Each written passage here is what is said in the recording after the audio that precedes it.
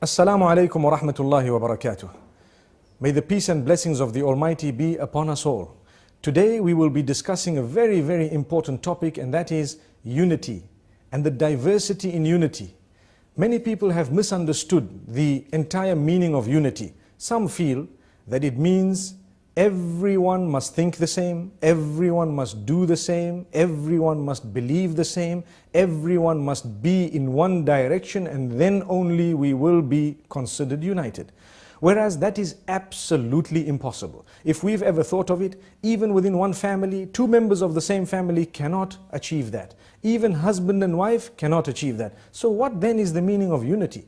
When we stand united, we have certain common goals, and we have certain common items we'd like to achieve, the goals, the objectives, and we work towards them. And these are broad objectives. The fact that we can tolerate each other, sometimes you may even have a person whom we can be united with, but his aims and objectives are slightly different to ours. And when we say united, we stand together, we respect each other, we do not harm each other, we tolerate each other, we can engage with each other in discussion, possibly even in debate. Nothing wrong with a respectful debate in order to learn and not in order to hate each other and to draw lines. However, when we have that common purpose, we need to know primarily we are human beings. We all have a nose, we all have eyes, and we all have the faculties that we do have. We are all in need of oxygen, and we would all suffer if that oxygen was taken away. We all need water, we need food, and this is why we need to cooperate. The Quran says, وَلَا تَنْسَوُا الْفَضْلَ بَيْنَكُمْ. Do not forget the virtue that you need to adopt between one another. There is a virtue. I respect you, you respect me. You have a person who's a doctor, another one who's a plumber, one who's a lawyer, and one who might be a scholar. Each one needs the other. So for example, if we have a bad relation with everyone who's not in our field, the day we get sick, we won't have a doctor who's connected to us. If I am sick at 2 in the morning, and because I've had a good relation with someone who was a doctor, I can pick up the phone and in 2 minutes he can be at my doorstep. Why? Because we are united. We have different fields totally, but we respect each other. We smile at each other, we have a common goal, we share, we may even exchange gifts now and again, and we tolerate them in a great way. Sometimes people don't understand this, and this is why even the baker and the plumber, we never underestimate anyone to the degree that even the one who works for us, cleaning our place and so on, it could be us doing it tomorrow. May the Almighty grant us all good jobs, but we would require the one who has employed us to respect us. If there is no respect, there is no unity. But the minute there is respect, we stand a greater chance to be united, to stand united, and to face that which would be a challenge against us, standing as a united human being family, the family of humanity. So the first circle we have drawn here is the circle of humanity. We have that in common, and every one of us has to have certain items like we mentioned moments ago, the air and so on. Nobody can say, no, I'm not a part of this and I don't want it. If we don't unite in that, we would then suffer the floods, we would suffer so many other things, and we would not be able to help one another. Because when I see you drowning, I leave you. When you see me drowning, you leave me.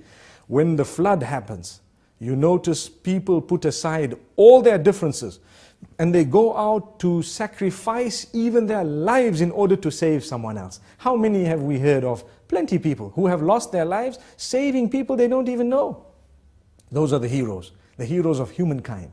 And this is why we say it is not difficult to achieve unity if only we understand what unity is. The problem is we have lost the live and let live policy. People want to prove that they are better. They want to prove that others are worse. They want to stand higher than everybody else. They believe that we are the only ones who are right, and we will fight those who do not think the way we think. That is not acceptable. Even within religion, we have the right to believe we are right. But we do not have the right to claim that we are the only ones who are right, or that we will fight those who do not adopt exactly what we do, because then the world would be chaotic. Rather, we engage in discussion. Some might even quote the Messenger, Muhammad, peace be upon him, very wrongly, and they don't understand that in his life, he was the best when it came to treatment to non-Muslims.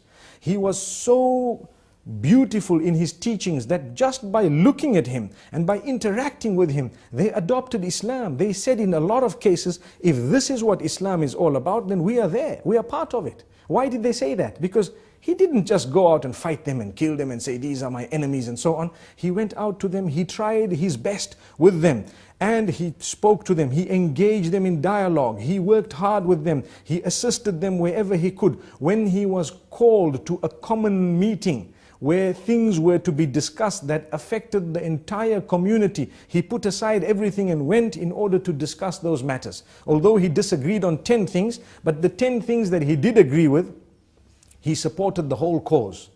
And this is amazing. It is the sunnah, it is the teaching of the blessed Prophet Muhammad, may peace be upon him. And for this reason, we have a lot to learn. And we need to interact with our neighbors, with those whom we mix with on a daily basis, even on the road and on the street. If we are intolerant, it will result in disunity. And it will result in hatred. And hatred, as you know, it splits people up. It splits them into pieces. But rather, when we are courteous on the road, when we have so much goodness, when we concentrate on the commonalities, and we can engage, as I said, and I'm repeating this, as I said, we can engage people when it comes to discussing matters, possibly of religion, or matters of politics, matters of various other issues that people have difference of opinion on. It does not mean that because you support a different party or you belong to a different group of beliefs that you are disunited with the rest. No. Maybe we have disagreements in 5 items, but if you look at what we agree on, there are another 1,000 things which we agree on, commonalities. And for this reason we call on not only ourselves but the globe at large. Let us unite. Let us tolerate each other. Let us appreciate each other's differences, the different cultures and traditions. For as long as they do not trample on the feet of others, we will allow that to pass and we will respect it and we will acknowledge it with open arms. And we expect the same, that we need to be also allowed the same freedoms that we would allow, and we ask the Almighty to open our doors. The topic of unity is great. I've only touched on a small part of it. The idea is to conscientize the masses, to say it is not something impossible, but we need to understand what is meant by unity. I hope today's talk has put in a little bit of focus for us to concentrate on. Until we meet again, Assalamu alaikum wa rahmatullahi wa barakatuh.